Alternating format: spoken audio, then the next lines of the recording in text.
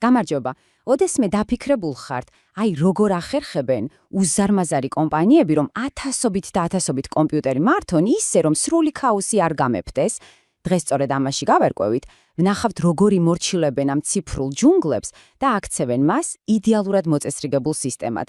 მზად ხართ? დავიწყოთ. აი წარმოიდგინეთ რა ხდება. თქვენი კომპანია იზრდება თანაც ძალიან სწრაფად და უცებ ბამ.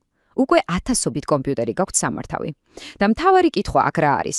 როგორ უნდა დარწმუნდეთ, რომ თითოეული მათგანი დაცულია, რომ ყველა საჭირო პროგრამა უყენია, რომ ყველაფერი ისეა, როგორც საჭიროა? აბა, სათითაოდ ხო ვერ ჩამოივლით, არა? ეს ხომ ფიზიკურად შეუძლებელია. ნამდვილი კოშმარია. მოდით ამ ყველაფრის გასაგებად, ჩვენს გამოგონილ კომპანიას, თქვათ Wine-რის შევხედოთ. წარმოიდგინეთ, ეს არის მაგარი, სწრაფად მზარდი კომპანია, ოფისები აქვს ლონდონშიც და აქ საქართველოშიც. მაგრამ, აი მათი კომპიუტერული ქსელი, ეს არის მოკლედ სრული განუკითხაობა. თითოეული კომპიუტერი ცხოვრობს თავისთვის, როგორც უკაცრიელი კუნძული ოკეანეში. არანაირი კავშირი, არანაირი წესრიგი. და ხომ ხვდებით, რომ ასეთი ქაოსი უბრალოდ მოუხერხებელი კი არა, ნამდვილი კატასტროფაა. როცა არავინ და არაფერი აკონტროლებს ცენტრალურად, უსაფრთხოების წესები უბრალოდ ფარატინა ქაღალდია. პროგრამების განახლებაზე ხომ ლაპარაკიც ზედმეტია. ეს არაეფექტურია, კი ნამდვილად, მაგრამ რაც თავარია, ეს ძალიან სახიფათოა კომპანიის მონაცემებისთვის. და აი სწორედ ამ დროს, როცა ყველაფერი თავდაკირად დგას, სცენაზე გამოდის ჩვენი დღევანდელი გმირი Active Directory. იცით ეს რა არის? ეს არის ინსტრუმენტი, რომელიც ამ უკონტროლო ქაოსს იღებს და აქცევს მას მოწესრიგებულ, სტრუქტურირებულ სისტემად. მოდით ვნახოთ, როგორ აშენებს ის ნულიდან მთელ ციფრულ სამეფოს, სადაც ყველა და ყველაფერი თავის ადგილზეა. ნებისმიერი სამეფოს მშენებლობა საზღვრების გავლით იწყება, ხომ ასეა? აქაც იგივეა. პირველი, რასაც ვაკეთებთ, არის დომენის შექმნა. ჩვენ შემთხვევაში ეს იქნება Wine-რი. წარმოიდგინეთ, რომ ეს არის ჩვენი ციფრული სამეფოს საზღვარი. ყველაფერი, რაც ამ კომპანიას ეკუთვნის, მომხმარებლები, კომპიუტერები, პრინტერები ამ საზღვრებში უნდა მოექცეს. კარგი, საზღვრები გვაქვს. ახლა რა გვჭირდება? რა თქმა უნდა, მართველი. სამეფოს ხომ მეფეს ჭირდება, არა? Active Directory-ში ამ მეფეს, ანუ თუ გინდათ, სამეფოს ტვინს დომენის კონტროლერი ქვია. ეს არის ცენტრალური სერვერი, რომელიც აბსოლუტურად ყველაფერს განაგებს. ის ამოწმებს ვინ არის, როდესაც სისტემაში შესვლას ცდილობს და წყვეტს ვის რაზე აქვს წვდომის უფლება. მოკლედ, ის არის ერთადერთი და უტყუარი ჭეშმარიტების წყარო მთელ სამეფოში. აი ზუსტად ასე გამოიყურება დომენის კონტროლერის სხედვა. ის, რასაც ახლა ეკრანზე ხედავთ, არის მისი მართვის პანელი, ცენტრალური რეესტრი, საიდანაც ის ხედავს თავის სამეფოს ყველა ქვეშევდრომს. აქ არის ჩამოწერილი აბსოლუტურად ყველაფერი და ყველა, თითოეული კომპიუტერი, თითოეული მომხმარებელი და ყველა ის წესი, რომელიც მათზე ვრცელდება. კარგი, ესე იგი, რა გამოგვივიდა? გვაქვს სამეფო, დომენი და გვყავს მეფე, დომენის კონტროლერი. მაგრამ სამეფო ხომ ცარიელი არ არის, ის სავსეა ხალხით და ქონებით. ახლა დგება შემდეგი ამოცანა.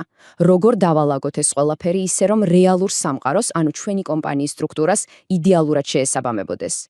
სანამ დალაგებას დავიწყებთ, ერთი ტერმინი უნდა ვიცოდეთ.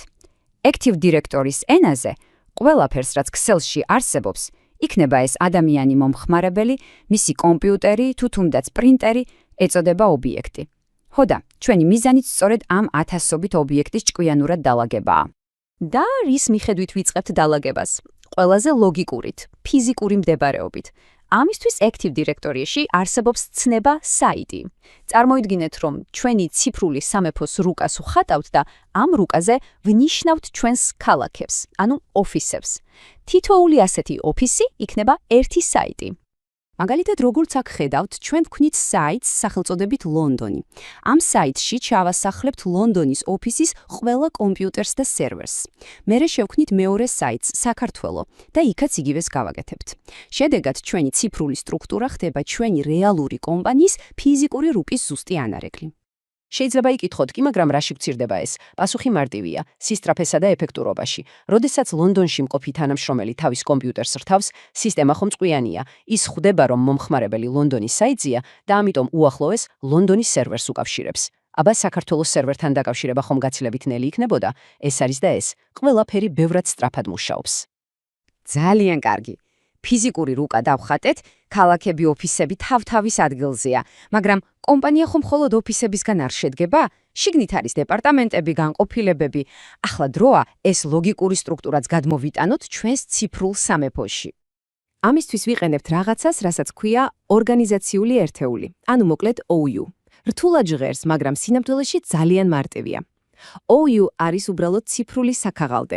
ჩვენ შეგვიძლია შევქმნათ საქაღალდე, ანუ OU, გაყიდვების დეპარტამენტისთვის, ცალკე ფინანსური დეპარტამენტისთვის, მარკეტინგისთვის და ასე შემდეგ. და რაც ყველაზე მაგარია, ამ საქაღალდეებს ერთმანეთშიც ვალაგებთ, ისევე როგორც კომპიუტერში. აი მაგალითად, ჩვენს ვინერიჯი დომენში ჯერ ვქმნით დიდ საქაღალდეს, ანუ OU-ს, ლონდონი. მერე ამ ლონდონის საქაღალდეს ხსნით და შიგნით ქმნით კიდევ ერთ, უფრო პატარა საქაღალდეს, სახელად გაყიდვები. მივიღეთ იერარქია. და რას გვაძლევს ეს? იმას, რომ ახლა უკვე ლონდონის გაყიდვების დეპარტამენტის ყველა თანამშრომელი და მათი კომპიუტერებიც ერთ კონკრეტულ მოწესრიგებულ ციფრულ საქაღალდეში ყავს. ხდებით, რამ ხელაშვებაა ეს? ახლა შეგვიძლია მთელ ამ დეპარტამენტს როგორც ერთ ერთეულს ისე მოვექცეთ და ვმართოთ. შავაჯამოთ, რა გვაქვს? ჩვენი სამეფო უკვე თითქმის იდეალურად არის ორგანიზებული. გვაქვს საზღვრები, ანუ დომენი. გვაქვს ქალაქები, ანუ საიტები. გვაქვს დეპარტამენტები, ანუ OU-ები.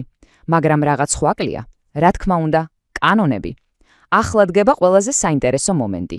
როგორ დავადგინოთ წესები, რომლებიც მთელ ამ სტრუქტურას ამუშავებს. სწორედ აქ ერთვება საქმეში Active Directory-ის ყველაზე ძლიერი იარაღი, ჯგუფური პოლიტიკა, ანუ Group Policy. მარტივად რომ ვთქვათ, ეს არის ჩვენი კანონმდებლობელი ორგანო. მისი საშუალებით ჩვენ შეგვიძლია შევქმნათ და ცენტრალიზებულად ვავრცელოთ ნებისმიერი წესი და პარამეტრი ჩვენს ქსელში არსებულ ყველა ობიექტზე. თუ ჩვენი ანალოგიით გავაგრძელებთ, ჯგუფური პოლიტიკა არის ჩვენი ციფრული სამეფოს კონსტიტუცია, კანონების კრებულა. ეს არის კომპანიის შიდა განაწესი, ოღონდ ციფრულ ფორმატში. სწორედ აქ ვწერთ შავით თეთრზე, თუ რა შეუძლია გააკეთოს მომხმარებელმა თავის კომპიუტერზე და რა არა. და რისი გაკეთება შეუძლია ამ ციფრულ კონსტიტუციას? პრაქტიკულად ყველაფრის. მაგალითად, შეგვიძლია მოვითხოვოთ, რომ ყველას ჰქონდეს რთული პაროლი. შეგვიძლია ღილაკზე ერთი ხელის დაჭერით ყველა კომპიუტერზე ავტომატურად დავაყენოთ ოფისის პაკეტი. შეგვიძლია ყველას ავტომატურად გაუწეროთ წვდომა საერთო ქსელურ ფოლდერებთან. დესკტოპზე კომპანიის ლოგოს დაყენებაც კი შეგვიძლია ყველასთვის ერთდროულად. შესაძლებლობები უსაზღვროა. მაგრამ იცით რა არის ყველაზე გენიალური ამ ყველაფერში? ის, რომ ჩვენ ამ წესებს სათითაოდ არ ვუწესებთ 500 თანამშრომელს. არა, ჩვენ ვიღებთ ამ კანონების კრებულს, ამ ჩვენს პოლიტიკას და პირდაპირ ვაბამთ მთლიან დეპარტამენტს, ანუ იმ საქაღალდეს იმ OU-ს, რომელიც წეღან შევქმენით. ნახეთ რა მანტვივია. პირველი, ვქმნით პოლიტიკას, ვთქვათ გაყიდვების დეპარტამენტის წესები. მეორე, ამ პოლიტიკას ვუკავშირებთ გაყიდვების საქაღალდეს, ანუ OU-ს. და всё, მორჩა.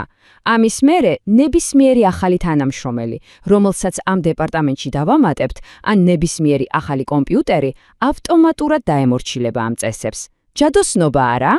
და აი, ასე, ჩვენ დავიწყეთ სრული ქაოსით, სადაც ყველა კომპიუტერი უკაცრიელი კუნძულით იყო და მივედით იდეალურად მოწესრიგებულ ცენტრალიზებულად მართვად და რაც მთავარია, უსაფრთხო სისტემამდე. Active Directory-მ ქაოსი მოათვინიერა და წესრიგი დაამყარა. რა თქმა უნდა, ასეთი სისტემა გვაძლევს კონტროლს, უსაფრთხოებას და წარმოუდგენელ ეფექტურობას. მაგრამ აქ ვიჩნდება ძალიან საინტერესო ფილოსოფიური კითხვაც.